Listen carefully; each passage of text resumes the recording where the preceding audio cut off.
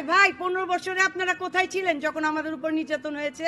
ভারত থেকে মৌচাকের ঢিল মারছে, আর সেই ঢিলে তারা শাহবাগে যে উপস্থিত হয়ে 8 দফা কখনো কখনো বিভিন্ন ভাবে বলছে যে বাংলাদেশের হিন্দুরা নির্যাতিত হচ্ছে।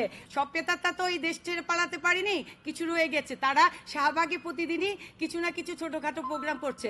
আমাদের পট পরিবর্তনের যে 5 তারিখে ঘটলো, তার আগে আপনি দেখেছেন এদেশের প্রধানমন্ত্রী পালিয়ে গিয়েছে ভারতে।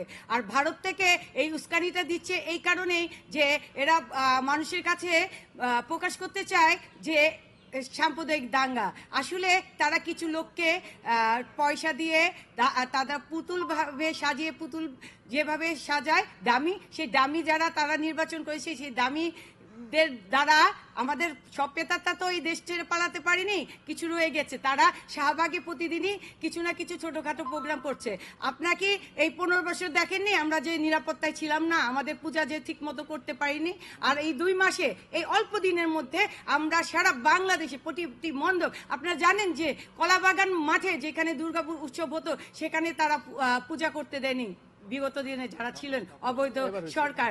এবার কিন্তু সেখানেও সাড়ম্বরে পূজা হচ্ছে। আপনারা দেখেছেন ওয়ারি পূজা মণ্ডপ ভেঙেছিল, সেই ওয়ারি পূজা মণ্ডপে এবার পূজা হচ্ছে। আমি তাই বলবো যে ভারত থেকে যেটা দিচ্ছে ওটা ওদের স্বভাবই মধুবল্লা চাকে ঢিল মারা। আমরা যখন মারবো তারা আবার পালানোর পথও পাবে না। আপনারা তো অবশ্যই ভালো কাজ করছেন। আমার এখানে বিশ্বজিৎ ভদ্র, রাম, তারপর মিহির, এরা শৃঙ্খলার দায়িত্ব পালন করছে জোরদার সাথে। আমি বলবো যে আপনাদের সহায়তা যদি আমরা না পেতাম, সাহসিকতার সাথে এই মুহূর্তে আমাদের পূজা করা সম্ভব ছিল না। এর জন্য তো আমি সবসময় বলছি যে অন্তর্বর্তীকালীন সরকার, ইভেন আপনি আমাদের শ্রদ্ধাভাজন স্বরাষ্ট্র উপদেষ্টা, আপনাদের কাছে আমরা কৃতজ্ঞ। আজকে আমি এই সাংবাদিক ভাইদের উদ্দেশ্যে বলতে চাই, যেহেতু আমি আপনাদের সাথে একজন, আমি বাংলাদেশ ফেডারেল সাংবাদিক ইউনিয়নের নির্বাহী সদস্য অপর্ণা রায়। আমি এই কারণে বলতে চাই, আজকে আপনারা নিজেরাই কিন্তু এত মিডিয়া নিয়ে সামনে আসতে পেরেছেন বাক স্বাধীনতা আছে বলে।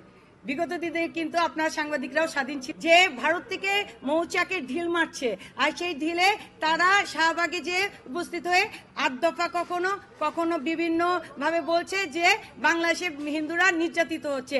আরে ভাই 15 বছরে আপনারা কোথায় ছিলেন যখন আমাদের উপর নির্যাতন হয়েছে? এই ঘটনাগুলো তখন তো প্রতিবাদ করেনি। এরা দুর্বৃত্তকারী, এরা কোনো ধর্মের নয়, না হিন্দু, না মুসলিম, না বৌদ্ধ, না খ্রিস্টান, তারা হচ্ছে দুর্বৃত্তকারী।